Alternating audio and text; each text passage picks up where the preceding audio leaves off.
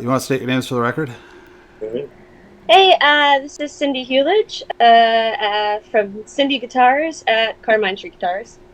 I'm Rick Kelly here at Carmine Street Guitars in New York City, down in Greenwich Village. And we build guitars from New York City, the old bones of these old buildings. It's old white pine that was harvested almost 200 years ago. We build them right here.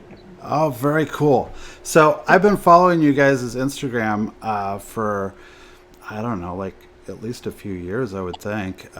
And so you're reclaiming wood from New York City buildings. Is that mostly like floors, or are you going and picking through rubble? Do you have somebody coming in and sourcing the wood for you and just kind of dragging stuff in and going, hey, would you like this? Or what is kind of the process of getting that wood look like?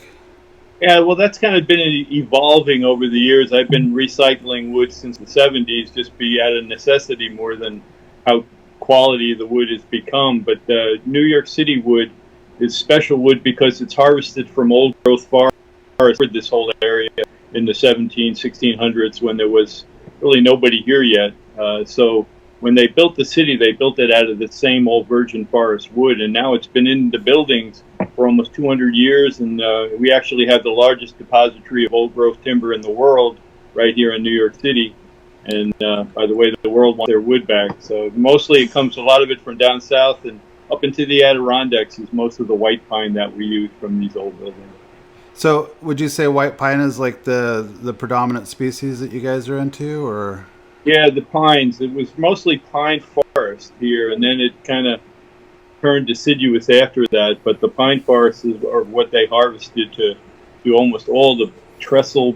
I mean, you see it everywhere. Rope factories down south, and just every building is either brick and wood, and the wood is always the same kind.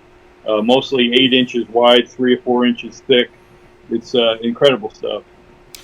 So, Cindy, how long have you guys been working together, and how did that relationship kind of get going? Were you a guitar builder before you came to Carmine Street, or did you walk in and just go, "Hey, what's going on here"? I wasn't a guitar builder before I came here, but I had been following Rick throughout high school, his work, and on your page and all that stuff. And basically, when I had the chance to do something, I always wanted to do something with guitars and something with art, although I hadn't expected to do any artwork on guitars. But I've been here about 9 years building now. Mm-hmm. And the way that we kind of worked it is that, you know, Rick's always worked on his stuff, and I've always kind of been building up my brand from the get-go. So we both kind of have our brands in the shop here, but we're always working on our own stuff. And then, you know, we still work on each other's things sometimes, or someone else. Collaborate. Collaborating so, a lot. So yeah. you guys have more of like a co-op situation, like you're sharing space and kind of, you know, helping each other, but also going doing whatever interests you personally as well. Absolutely. Yeah. Obviously, I build exactly the same way as Rick does, with the same wood and all that. So we're both dumpster diving and using all the same stuff and everything. Yeah. So I guess what I'd like to do is I'd like to talk to you about the artwork on your guitars. Like I feel like calling you a guitar builder is kind of giving short shrift to what you're actually doing, because it seems like there's quite a bit more going on with what you're doing. What is it that you say? What's the name of the style of artwork that you do on the guitars? I mean, I don't know if I really have a style of it. I can tell you that I studied life drawing and anatomy with a guy named Michael Grimaldi for some years, and I went through some printmaking, all kinds of stuff. So I've always been very hands-on and DIY and just into art for a long time. So it's more like a lot of experimenting, but I do a lot of pyrography, which is the term people use it's the proper term for wood burning. Mm-hmm. So I end up with a lot of wood burning jobs because it really complements the natural characteristics and sort of patina of the pine we use. So a lot of people like that. But I mean, I've used everything from feathers to leather to, paint, stain, pencil, all kinds of stuff on everything. So it just depends on the build. Yeah. Cool. So pyrography is what I mostly see on the Instagram though. That's like kind of that it seems like that is a bulk of what you're up to. Yeah, majority of the stuff I'm burning for sure, or some sort in it. Yeah. Okay. Yeah. Would you say that? I mean, was that like something that you were interested in early on in your art career, and it just kind of, or was it just kind of like, hey, I got a guitar, I can burn it. Like this is a good way to express my art on the guitar. Yeah, so my dad gave me a kit when I was about 7. It was his pyrography kit, like one of the old ones with the little pepper and salt shakers and all that stuff in it. Yeah. And the flat cork and all that stuff. So I had that growing up, and I kind of would fool around with that. But when I was about 16 or 17, I bought a ukulele just to strip and wood burn. And I ended up, because I was actually originally, I had that wood burner in New Jersey, and I was like, maybe I could just use my soldering iron. So I was just going like soldering, using that to wood burn, and like, but I never actually struck the ukulele. It's still in the same exact condition. But you know, a few years later, I started here, and I had seen that Rick did like a T style with like the buffalo and the barbed wire and stuff on it. He had one of the wood burners, so you know, he kind of pushed me to do the custom work, because I didn't think anybody was really going to want it, and so we ended up going, oh, we should try to find a professional wood burner. So you know, that's kind of where it really started, was sort of the get-go here of actually like, getting into it. But it was always kind of there though with me. Those little wood burning kits were like ubiquitous when I was growing up in the 70s, and Yeah. has the state of the art of that tool come along any, or is it still kind of the same little soldering pencil with a couple little attachments? Yeah, I mean, they have so many different tips, and it goes, I mean, I don't know. Well, it's a transformer now, and the transformer creates heat variation, and that's what makes it get much hotter, and you can use a much more delicate touch. A million different tips. They have multiple pens in one that you can plug in, so you don't have to keep changing tips. It's really cool. Yeah. Do you this might be a good spot to both look at.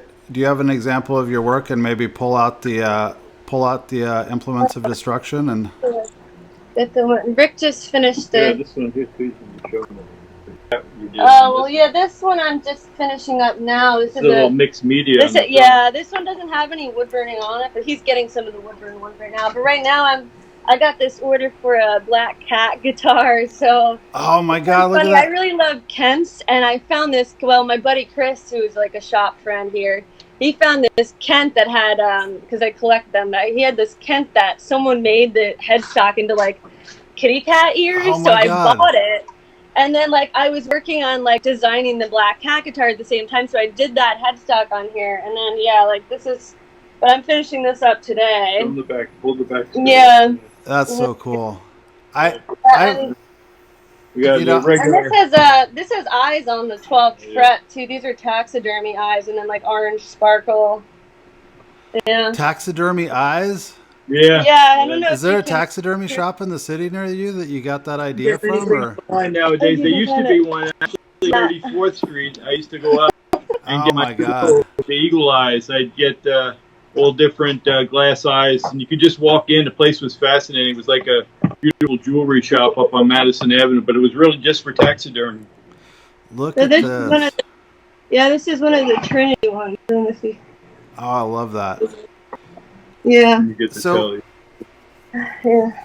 Would you be interested in pulling out some of the tools of the like what you're using for that? Yeah, the wood burner should be right behind you. The wood burner's right behind me. Yeah, this one's called a Hawk. But this is what I use here. This one's only got the one input, but basically, it's got this dial on it that you can kind of hold on.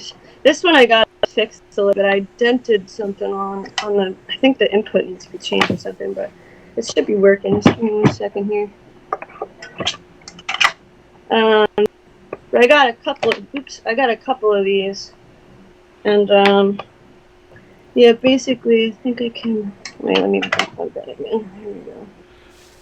I don't know if you can see the. Yeah, boy, that gets red really hot. Red. Yeah, it gets Yeah, red. so like I just turned it down and then I just turned it all the way up and it got really hot really fast. That's not at all like a soldering pencil, is Take a it? little piece of wood there. Yeah, Burn a little. yeah, oh yeah, I'm going to.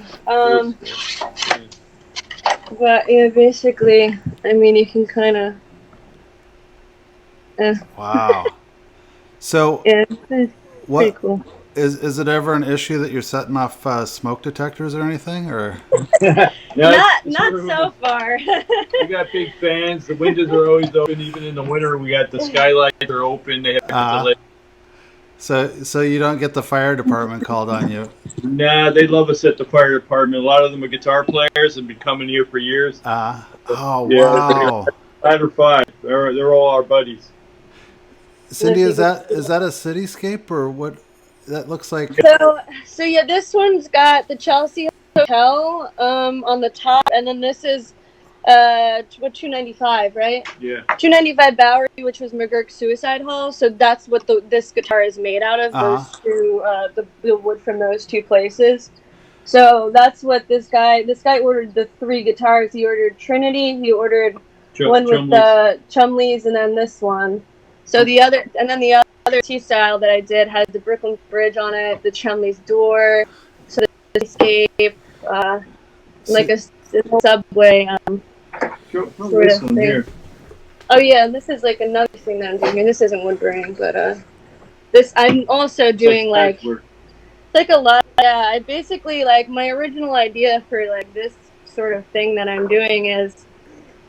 You know, the pine's so cool, and Rick's always like throwing some pieces out, or our buddies are picking it up for firewood or whatever, and I'm going, no, like nobody can have it, like sort of like stockpiles of like all these scraps. But I started picking out the really cool grain and sort of trying to match it up. But I end up taking it down afterwards, so obviously it changes. But yeah, I sort of do a lot of like laminating and fitting.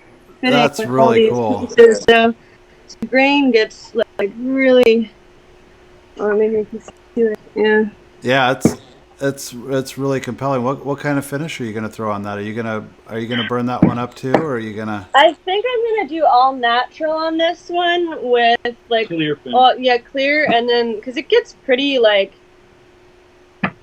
Oh, it jumps out. That grain. It's gorgeous. Yeah, it's got so much it character gets dark. in the grain. Sometimes you gotta And let the all wood black speak for itself. hardware. Yeah, the neck for that is actually here. This neck is same. I mean, it's like a little painting, and it's got all these little creatures. Yeah, you know the old Yeah, this is the neck for that. the old Gretsch roundups you get more money for them based on how many knots they have. Oh yeah, that's great. Yeah, I love those. know that. Yeah, and they Yeah, one of the first yeah. wood burn guitars too. Well, I'm sorry. They had one of the first wood burn guitars too. Yeah, they did. Yeah, they were. You know, they had the Gretsch brand on the face, the Yeah. roundup, and they had that leather side around it with the Yeah. little ponchos, which we've been copying. Yeah, that we too, did. a lot of guitars like that. Yeah, we did like a T style that was actually based off of the Gretsch roundup for this guy. That's what he ordered. So we did it that orange, and the pickguard had all of the like Gretsch sort of icons and stuff on it. Oh, cool. Had like, the rope around it. That was oh my god, that must So have been many like 7 possibilities. years ago. But It's just like endless Yeah. things you can come up with. Yeah. Guitars have been around since 1948, 49, and you always think you're doing something new, and I was like, yeah. I made that headstock back in Yeah. the 70s, but it was like the 50s or whatever. Yeah, I'm still finding things that I thought I was the only one that ever did, and oh, this was done in 1955. You know, sorry. It's hard to be. I mean, the guitar only has so much surface area. You know, like it's Yeah. a lot of what can be done has been done, but I still see new stuff Oh yeah. coming Oh, out. yeah. I mean, Yeah. that's one of the reasons why I'm talking to you guys. Is I'm seeing new ideas come out of your shop for sure. Like Yeah. We've been doing a lot of crazy stuff too.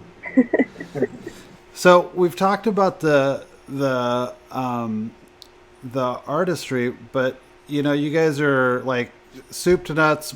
You know, like bare wood, you know, raw wood, turning raw lumber into guitars. So what does that shop experience look like for you guys with like kind of milling wood and Yeah.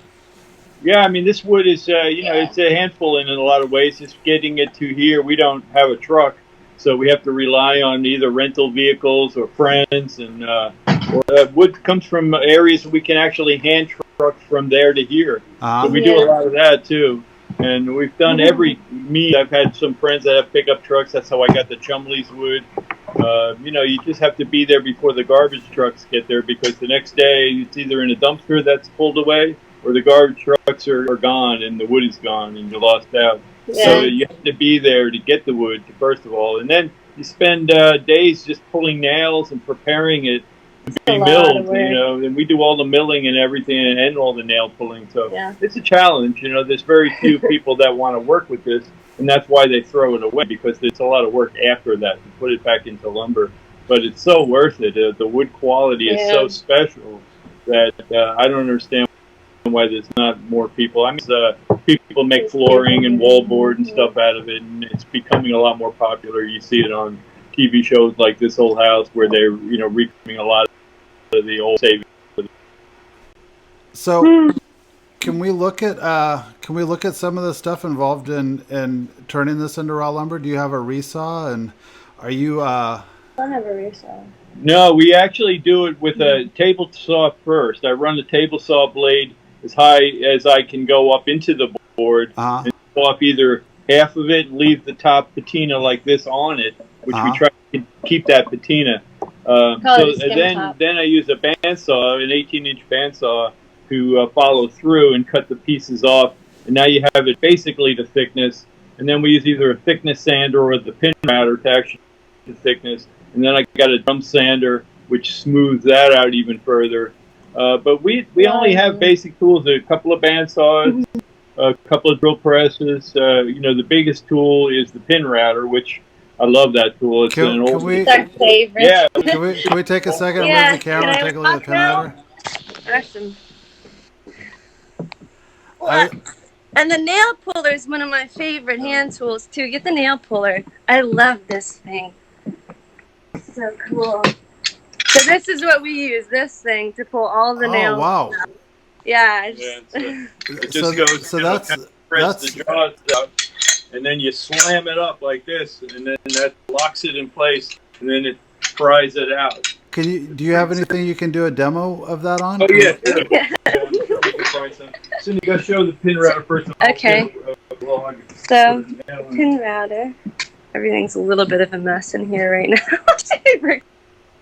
So this is the pin router. Whoa! So what make and model is that? I can't tell. It's a Holtz HOLZ. Rick's had it for 40 years now. It's the old. I bet it's been sitting in that same spot for 40 years. That thing must weigh like 5 million pounds. Yeah. We had to have here. The riggers had to bring it in off of a big truck and a crane. And it's definitely a couple thousand pounds. Yeah. Super cool. Yeah, moving heavy equipment is no joke. So are you, Cindy, are you using templates to cut out with that, or you? Yeah, so we actually hand make our templates too out of masonite. Just like Leo, yeah. So like these are some of them, for example. Down here are some of Rick's, and then he's got hundreds under the star carver, and then a lot of mine are up there behind the offset. But yeah, we hand make them all, and let me skip like a. Yeah, so we have like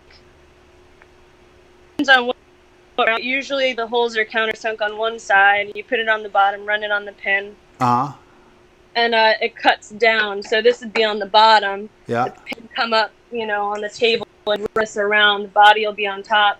And then the pin on the top, or the cutter rather, router bit goes down levels until it, you almost have it, flush. And we do the rest by hand. We either cut it.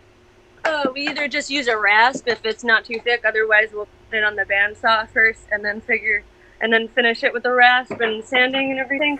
But yeah, that's sort of the basic idea of that. Do you do the pickup routes on the pin router too, Yes. or yeah? Yeah.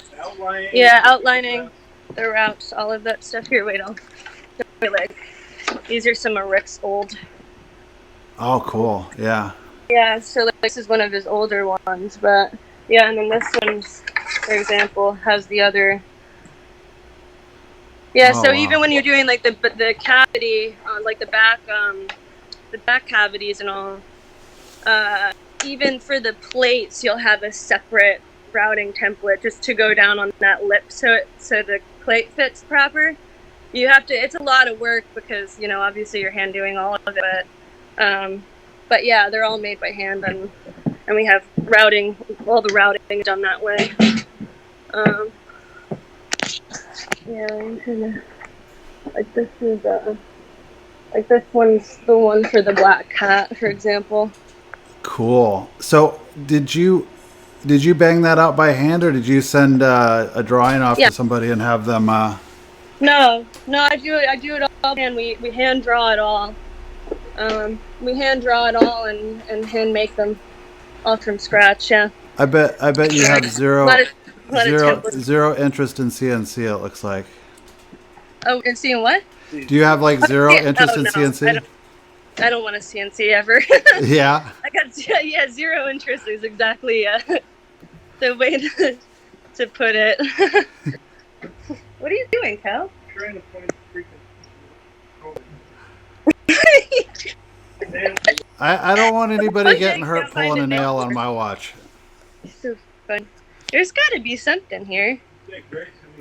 Yeah, we only have like boxes and boxes of it. Get one over there. Here. No? Well, we'll find one somewhere. But anyway, so then there's the star carver, the dupla carver. Oh, you have a dupla carver? Yeah, we use after the contours, which obviously it's a little hidden right now, but that is the dupla carver right there. So Cool. This one was originally for gun stock.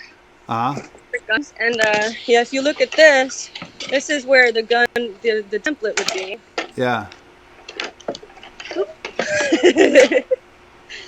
So that's where the template would be for the gun originally. It would stick in here, and then this thing would turn. I can't do it with one hand, but and then you'd have the two whatchamacallit. Oh, the two that you're working on here. So you'd have two cutters here. You're moving the template here, and then it's cutting the same thing on these two. So that's how you make two guns. Yeah, it's like a. So Rick modified it for the contour. So we have one body here, the body that we're working here. Just you follow the contour here, and it cuts the contour on the other side on the body that you're working on. So that's all done by hand too. So you're contouring with that, like, so the first step would be to hit it with the pin router, and then you would come back with that guy and get your contours. That's pretty slick. Yeah. That looks like a substantial. This is the. Wait.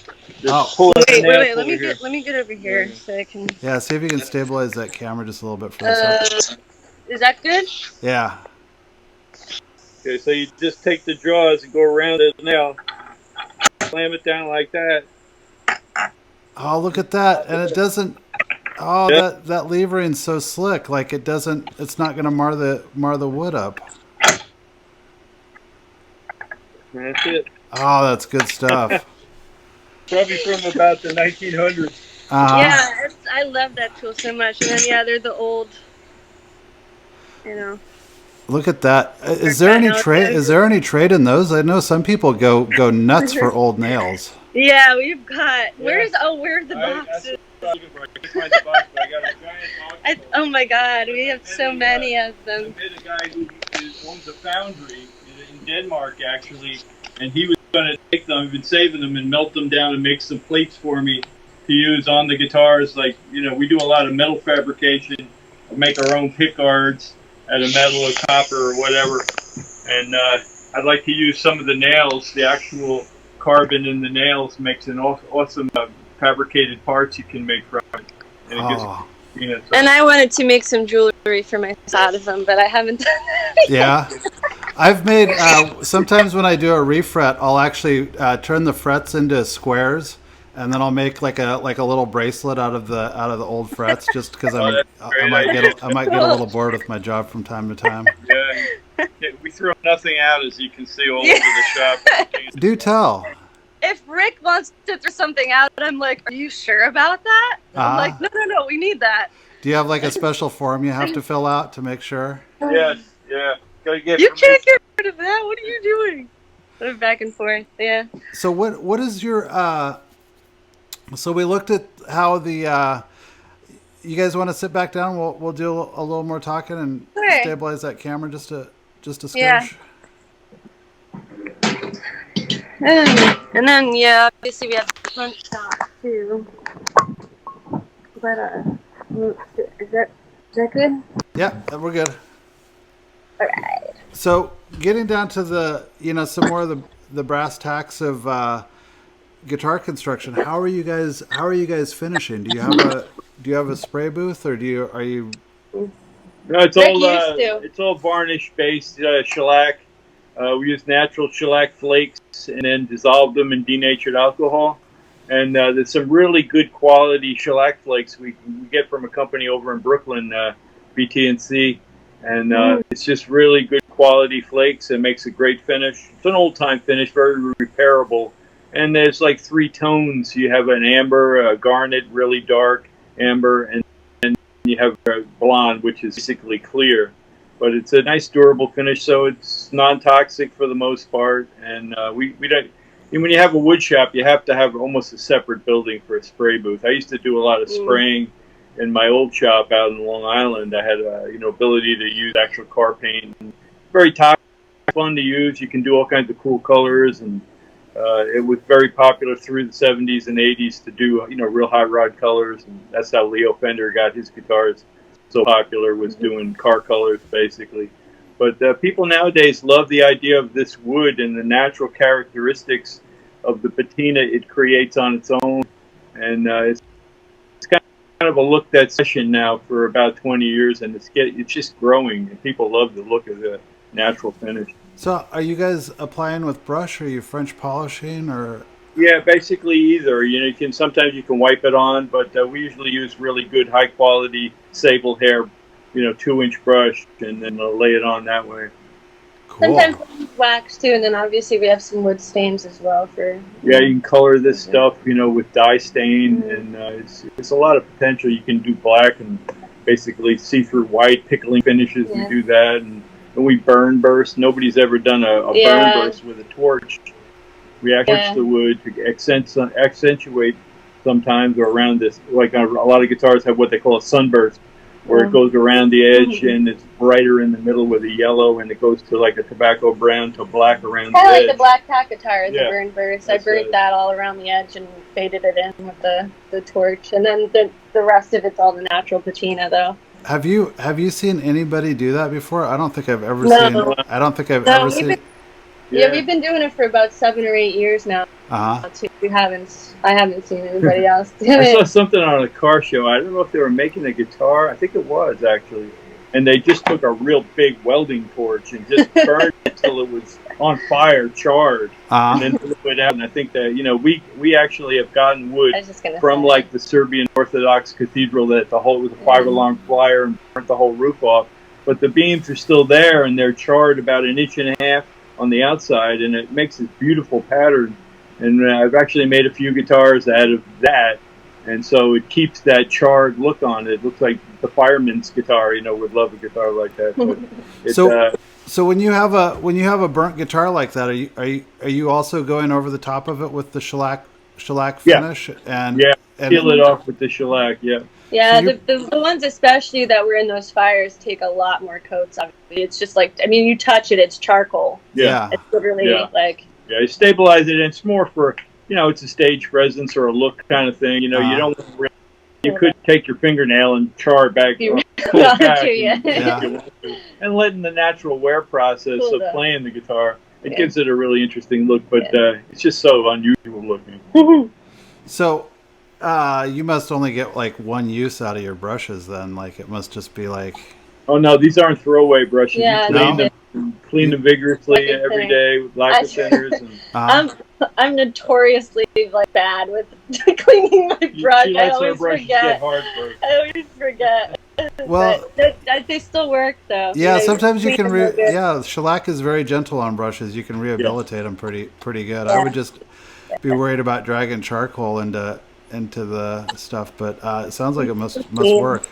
Yeah, it works. It's just we do it occasionally. It's very small amount of time we do that. Yeah. But the actual torching, you can control how much actually burn you get, and it's nothing like but a 1,000-degree fire will do to a piece of wood. But it definitely adds some texture and some coloring, and that now they're using what's called torrefied wood in the guitar industry. Yeah, and they set the kiln on real high temperatures for a longer time. And it almost burns the wood, but not quite.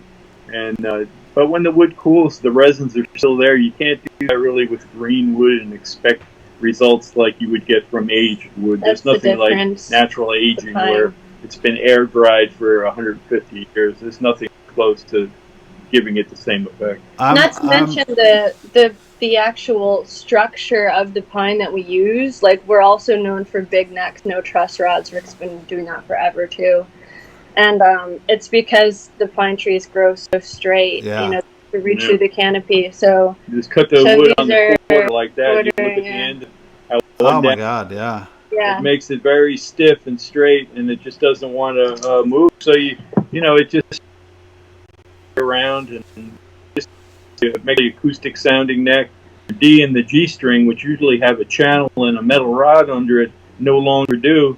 And now all the strings have an even tone across the board, a little bit more acoustic. It's a difference. So you guys are building guitar necks out of pine, and you don't have a truss rod in them. That is a unique thing. Amazing. And I looked at it like, oh, this is never going to work. But then I said, well, this is very special wood, and I did kind of one that I kept around for 6-7 years and never moved.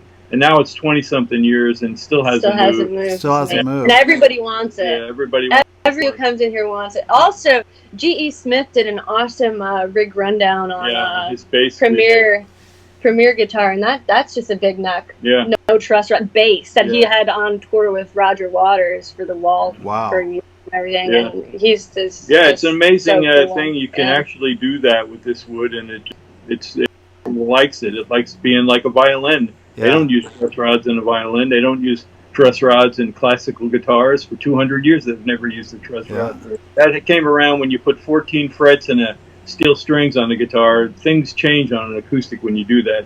Most acoustic steel string guitars have a much shorter lifespan than a classical guitar, which has at least 200 years. Steel string guitars, they destroy themselves in 20, 30 years. A lot. I constantly in the repair world, I have a friend that we both have our hands in the vintage world, and we're talking about how they just are not forever items, and people need to come to grips with that. Yeah. So the no truss rod and pine neck, are you doing any? Are you taking some compression into consideration when you're fretting? Are you really making sure the frets are super stiff in there, or? Yeah, you do have to glue the fret in. It's almost a requirement to make sure you glue the frets in pretty evenly across. But there's nothing extremely different as long as it's a pretty tight fit. It won't go into a back bulb. It will if you put them in too tightly. So you don't want to compression fret because you don't need to. You just build them the way Martin built guitars for 100 years. They never used a truss rod either. And you build a certain amount of relief in the right place. It's really how you prepare the neck before you fret it is the most important. Getting the radius just proper, taking a little bit of roll off down at the end of the neck. You can really make a neck play perfectly by just manipulating the surface of the fingerboard a little first. And, like I say, Martin's been doing that for 100 years, and it's never failed. Some of those old 1930s Martins are worth $50,000, $100,000, and they're just amazing. Yeah. So we talked about finish. We talked about kind of the construction. We talked about pulling nails, which I think is pretty cool. What else should we know about what you guys are up to? Because it seems like what I'm seeing is like this great life that's kind of happening around guitars, rather than, like we were saying, you're not interested in CNCs and stuff. Like you're not. This is not like, taking over the world with guitars like Bob Taylor has tried to do or something like that, right? Yeah, no, that's very true. I think it's still like going back in time to an old shop in Madrid, with dirt floors, 4 journeymen and a master builder making classicals. I mean, to me, that's how I romanticize, and I wouldn't want any other kind of life. And Sin kind of feel the same way, I think. I feel the same way. Yeah. Yeah. Have you seen any of kind of your aesthetics creeping out into the world, and you go, that Oh, looks, yeah. that looks eerily reminiscent. Yeah, I mean that's happening, and you expect that to happen. Yeah. Back in the '80s, I designed a guitar like a machine gun, the machine gun shaped guitar, and they immediately copied it. I designed one with diamond plate. I'll take you out surface, front and show you that. We had that hanging out. They immediately copied that. The big companies will jump on things. My friend used some Elvis Presley stamps and coated a Telecaster with them, and we called it the Elvis Caster. ESP immediately copied it, did the same thing. So it's inevitable that kind of stuff will happen. They'll take your designs, but I've had guys in the old guitar shops who were in there the same day that the Japanese guy was talking about being in my shop with a camera and taking pictures of the diamond plate, and then Metallica started playing diamond plate. Yeah, he's got the original diamond plate over here. So that's going to happen. It's you just got to move on and not worry about it. Keep doing If you try to patent your ideas, it's expensive, and then you can spend all your money in court trying to fight somebody. Whereas lose everything. You just keep building. Right. Yeah. I mean, I think that's a better outlook. You can't defend yourself, so why? People are going to realize you did it first. Right. They want one of yours. It's going to be more collectible, and it usually works. So, what else can I feel like I'm missing something here? Should we? one of the things I like doing is I like pulling drawers and looking at tools. Like when I do that on the other videos, people really seem to like that. Like, oh, cool. Can we look through your drawers and see what some cool widgets you got are? We'll start over here and then we'll go to Rick's. I mean, mine are actually. I'm like in the middle of redoing all this, and I have to still relabel a lot. I just got this one. I mean, basically, yeah. I mean, I got a bunch of ivory pieces in here, mother of pearl stuff in here. Just a little, pickguard screws. I got like extra inlays when I was making sparkle inlays. I got brads. I got. So wait, you were making sparkle feathers? Inlays? What? You were making sparkle inlays? Yeah, like on here. I don't know. Let me try and. Can you see this sparkle here? Yeah. Yeah. So this one has all orange sparkle inlays, and then obviously the cat eyes, like I was showing you. Is that a trade secret, or can you tell me how you make sparkle inlays? Oh, I just get the material and then I hand cut it. So like we have what's that bit, Cal, that you got? Cal, the circle cutter. Yeah, it's like a circle cutter. I just use it on the drill press, and I sort of just I'll take like one of the pieces and just a bigger piece usually, and just circle cut them out. Cool. Hey, that vise that you got that guitar in? That's one of the old ones. People really love the green. The green vices. We got all kinds of vices. We got one here too. Rick just hooked up. His old Craftsman. The one over there is really cool that he has, and he also has whose green vice is that, Cal? From the Eastern Barn. Yeah. This was his vice back in the 1960s, and when he left New York to go out to Saskatchewan. gave me that advice. He used to hang out in my shop on Downing Street in 1970-something. Another guitar maker. This block, actually, Carmine Street, has had about 5 different guitar makers. Michael Gurian, Michael Humphreys, Lucian Barnes, Jose Rubio. They all builders here on Carmine Street, so it has a tradition. Fits into your cameras, I call it. Oh, sorry. Oh yeah. Yeah. I was looking through. This is one of my drawers. I got like bullet shells, and we make like little. Rick's been doing the switch tips out of bullets and stuff. So Oh, cool. I got a bunch of bullets in here. And my dad, when he was still alive, he found this turtle by the end of the road. So he took all the bones and all the scutes and everything, and we were making tortoiseshell picks out of it and stuff. Like the old school ones, yeah. So I got a turtle in here. I got Polaroids and. Hey Cindy, what's that press behind you? I think I saw like some kind of like old school press. What? Yeah. This? Yeah, it's a fret press here. Oh no, the one with the circle handle on the top that almost looks like an old school like printing press. Oh yeah, that's a book Oh, press. this. Yes, that's a book. Yeah. Washing inlays into a pickguard. Sometimes you can make a pickguard at a 1/16 inch ply, and you want to lay a fancy piece of wood on it. You'll cut the pickguard out, and then you'll cut it out of a fancier wood, and then you use a little contact cement on both pieces, throw it in the book press, and that'll make it a nice laminated, very good-looking pickguard. Sexy little pickguard. Let's see. Over here we have. This is some of Rick's drawers. These are actually really cool. Rick's dad was a machinist, George, and he made these by hand back in the 1980. So these are Rick's. Can you see that? Yeah, I can. They're Rick's. What do you call these, Cal? UFO aluminum machine bell. Ooh. Yeah, he did some black ones too, but. Oh wow. Are those going on guitars or are they going on amps? These are Rick's design of the high dome. It's like an original 1949 lap steel knob. Look at that thing.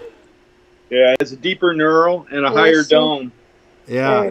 They weren't quite that high a dome in the 1949s, but it was similar. I just wanted a knob that would be distinct to the shop, and that's our shop knob. I bet it's easy to do volume swells on that. Oh, it sure is. Yeah, it's brass and it's got nice weight, and the deep knurl, it's really a swell. Sure. Cool. Oh, here's the nails. Yeah. We got horns too, and birds. There, but that's all. These are some of them anyway. Inside the wood. These are all inclusions, I call them, in the timber. Yeah, and then we have to get stuff like this out sometimes. Oh yeah. I mean, all kinds of things. Do you ever miss anything and have to replace a bandsaw blade because you? Oh yeah, absolutely. A lot of times, almost every guitar you need a new blade. You need 2 or 3 guitars out of one blade, but it's very common. Once you hit a nail or residue from a nail, it'll actually kill the blade, and you have to replace it. So even just the residue, even just the rust leaching into the. Yeah, exactly. The nails get rusty, over time. They're just cast iron, and they'll actually disintegrate and leave behind, small little filings. That takes a lot longer to wear a blade out, but if you hit a nail, that's it. What about with the pin router? I mean, that must be like. Yeah, same thing happens. You hit a nail, and it just acts like it wasn't even there, but it will dull the blade. Oh my God. You got to be careful with all the stuff. All the tools are dangerous. Yeah, but we have everything from we try to get them all out with this. It's a okay, metal detector. Yeah, metal detector. I've never run a pin router, but it scares me to death. I feel like it's gonna suck me in. Pin routers, you want to keep all of these digits, so you got to be really aware, conscious, paying attention. No whiskey while you're going to do a job like that. Stay away from bottle. You got to really, you take precautions, and it's safe. But you got to have a good machine with very sharp blades, and know all the tricks of the trade. The more you do it, that Cindy picks it up really quick. She's good on all the power tools now. Yeah. Can handle them just like anybody else could handle them. But it's the same thing. Requirements. You got to pay attention. Yeah, I hate handheld routers though. I will not go near them. Yeah.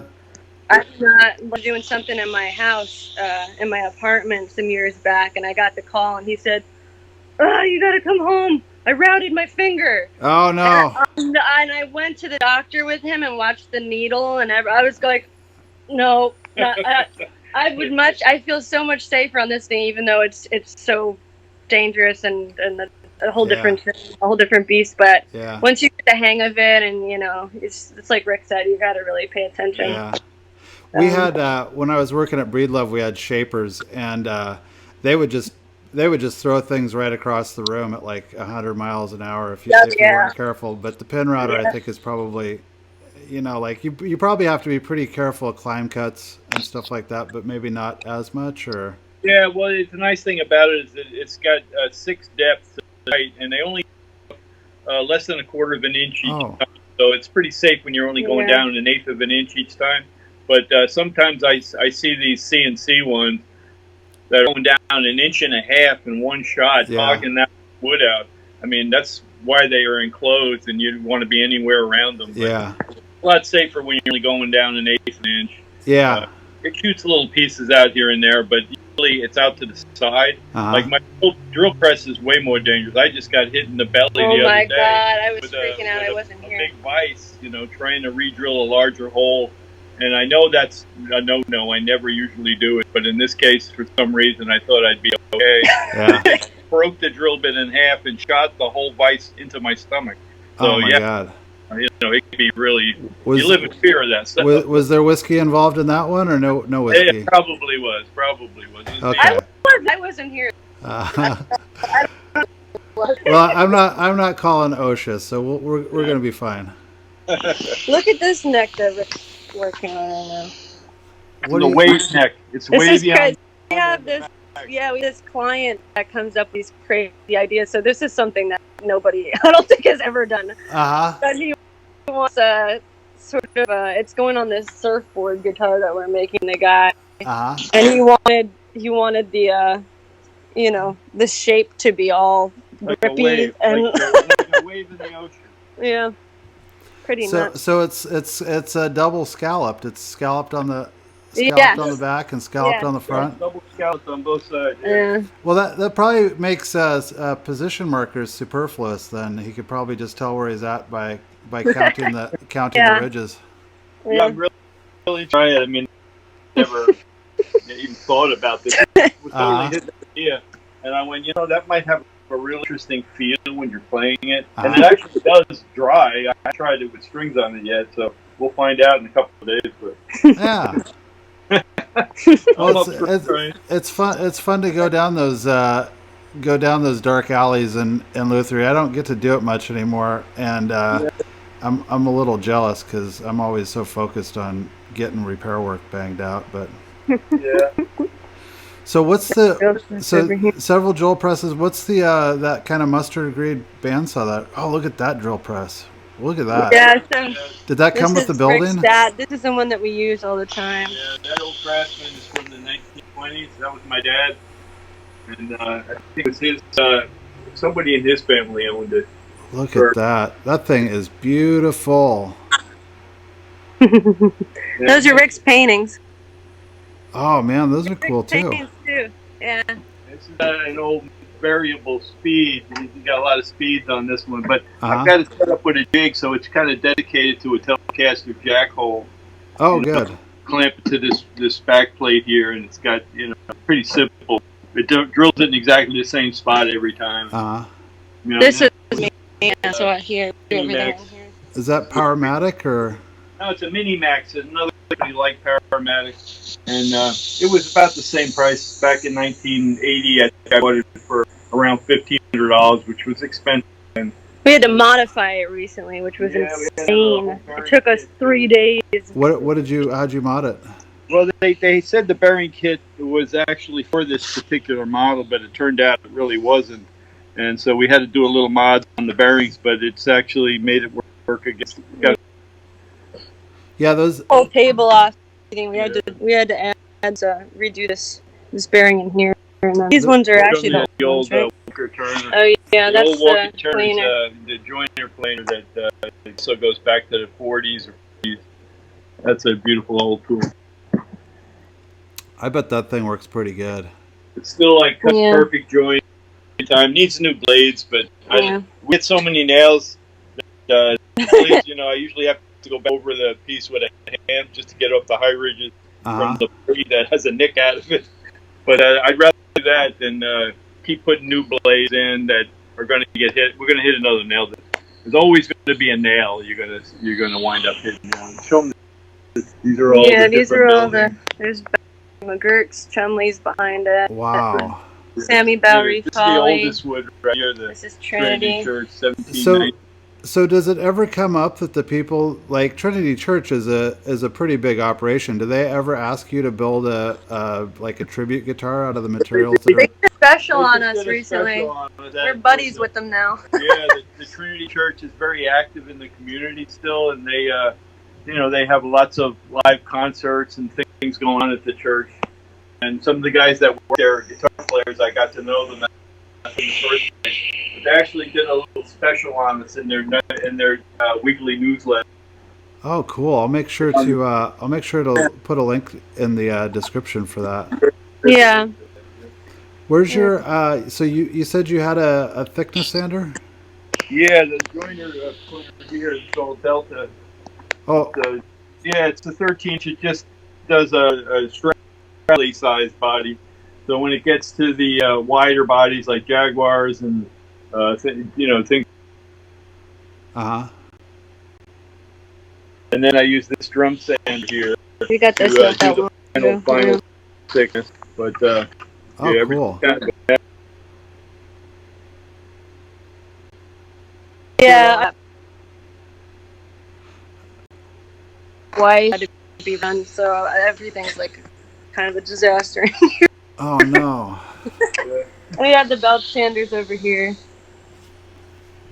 The belt sanders we use a lot. Cool. So is dust a concern in there at all? Are you guys at all worried about dust? Do a lot of vacuuming, a lot of sweeping, wear a lot of masks, but we really don't have a sophisticated dust collection system now. But we got a good vacuum that I bought to a stainless steel tank, and it's a bulldog. The thing just keeps working. It's amazing. They made it so it'll last a lifetime. It has a filter you can easily take out and clean, and it's just a great design. You guys have any like 18-year-old kids that are hanging out and need something to do, and you turn them loose on cleaning or anything, or? Well, we get those offers, but it's really not that big a deal to sweep at night. It's part of the ritual, and I don't think we need to hire somebody to do it. Yeah. Well, I wouldn't hire them. I'd make them do it for free. But, I actually purposefully leave my bench dirty at night because I want to come in and have something to do that's kind of like low pressure. So I'll come in like first thing and kind of clean up and kind of get into the headspace. And that's a good way to do it. But I want to show you that machine gun guitar. I want to see a machine gun guitar. So, Cal, you want to come out here with me a little bit? The front shop. Oh, so this is a showroom. Oh yeah, we have. Wow. We have consignment. We do repairs too. We have all our merch up here.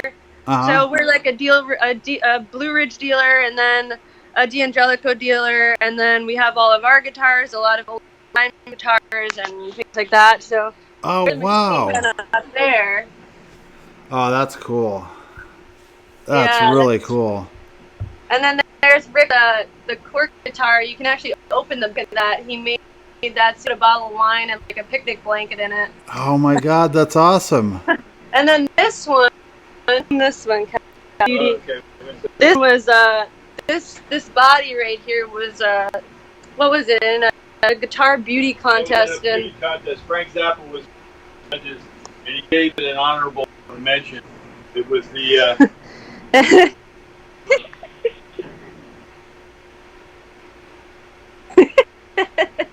Miss New York. Uh-huh. Yeah, Oh my goodness. and she got an honorable mention. Yeah, that guitar is making me feel really uncomfortable, by the way. Oh, God. Yeah, and where Rick's paintings back there. That's one of my that I made. Yeah, that was my number 7 build that I did. The lilac and red sparkle. And that one has the red sparkle inlays, the first ones that I cut. And I did the red sparkle too on that. I hand cut. Oh, cool. Oh, yeah. So these are all the classicals. Me and Rick built this whole cabinet and did the stained glass there a few years back. That you built that cabinet? You guys built that? Yeah, this one, and then this is Rick's old. What is this carving pal? Yeah, Rick like trees and things. So he's got all these weird little guys on there. Cool. This case is from Electric Studios. They gave it to us. I don't know if you can see. Oh wow! Does that that's have one any... of Rick's eagle casts that he put in there that he made not that long ago. Uh-huh. Little. Here. These are all Rickies. Some of them that he made throughout the 70s and 80s. This one here, this black one, did the original flaming bass for Motley Crue, and that was one of the prototypes for it. Oh, cool. Yeah. The So one next to it was Lou Reed's sort of. What was that story? Yeah, that that bluish. was, the Battleship. I saw a photo of Lou Reed holding this little guitar back in, I guess it was in the early 70s. And I said, oh, someday I'm going to make a guitar like that. And then I did, and then I became kind of friends with Lou, and Lou was here one day, and I showed him and he goes, that's a Carl Thompson. And it turned out to be that I was actually copying Carl Thompson design a little differently, but Lou fell in love. He thought it was a great idea, and, you know, he never got to get it, but I was going to finish it. Oh man, that's awesome. There's some Here, Lou's playing the Silver Sparkle. Oh yeah, that was one of his favorites. That one. Cool. I saw him in 1988 when I graduated from high school on the New York tour, and it was burned in my memory. Yeah, Lou's a great guy. This is a McSorley's guitar. Yeah. This is all McSorley's. Good at a McSorley's bar. Oops. and then Rick has a bunch over here too. Yeah, this is and another. And then there's one sign called the Less. The Less G. Show them that. Oh, Less G. Rick's scroll headstocks he's been carving forever. Oh, cool. So basically, a lot of your job is just thinking, right? Yeah, it is. It's a lot of creativity and process. You know, you come up with ideas you want to try, and fortunately, we have the freedom to try them out and get to do them. You know. But yeah, the Eagle was actually speaking of 4th of July coming up. The first Eagle I did was in 1976, and I was at the Bicentennial Works display in Washington D.C. that year, and I got the idea to do an eagle-shaped guitar with star stripes graphics on it, and that was the beginning. That was the first one, and now I don't know how many hundreds I've made of eagles. Bob Dylan's got one of those. Does he? Good times. Yeah. Yeah. Yeah, the guitar. Yeah, he was in the arts section because of his new album, I guess. Kelly's Eagle on there. That was like some of the first ones up there that Rick was making. The wings. There's another one next to it there that he made. Oh, cool. And we got a bunch of pedals and typical things. We got our movies over here. Piece of this is Brazilian rosewood one piece. I just didn't use it for something. You just have fingerboards, so I just make something that wasn't finished like a sculpture. I get to keep it forever. Oh, cool. This is mine. Yeah. Well, guys, I probably ought to let you get back to work. I want to thank you both for like showing me around and showing me all this stuff. I hope the video quality is good and we get something really good out of this, because If not, I'm going to have to come back and do it in person with a camera. So Yeah. because this is so awesome. Thank you. We'll have a lot of this stuff up on. I'm starting a reverb shop too now in the next couple days because of all this quarantine stuff and everything. So hopefully we'll have a bunch of this stuff up there. How are you guys handling quarantine? Because I mean, you're really a destination. It's hard to be a destination without people determined to get there, right? Yeah, that side of it ended, so now we're doing mostly filling orders, getting to do that, and it's all manufacturing really, pretty much. So we both have like 2-year waits. Getting parts, the hard part, a lot of the parts companies have been closed down. You know, they're in Texas and California. They just can't get containers from Asia. A lot of the parts are just getting impossible to get so far. So we're having trouble there. I ordered a 7mm drill bit like 4 weeks ago from Amazon, and it's still in limbo. Yeah. Hanging in there. Yeah. We're lucky to have the order. Everything we do to work on keeping us going. Our customers are real great in that sense. I bet that feels pretty good. And you know, people are playing more guitar. Like Buzzy at Lark Street, the walls are bare in there. Like people bought a lot of guitars during this pandemic kind of isolation thing. Yeah. Got like 10 to 15 orders with guitars and pick guards during the 2 months that I was home alone. It was crazy, but yes, it's good in that way. We're happy to be working at least. Yeah, it does feel very fortunate right now to have work. I know I feel it in my repair work that anybody's dropping anything off feels pretty lucky. Yeah. All right, guys. Well, thanks again for showing me everything. Thanks for having us. Ian. All right, take care. Thank you. Bye-bye.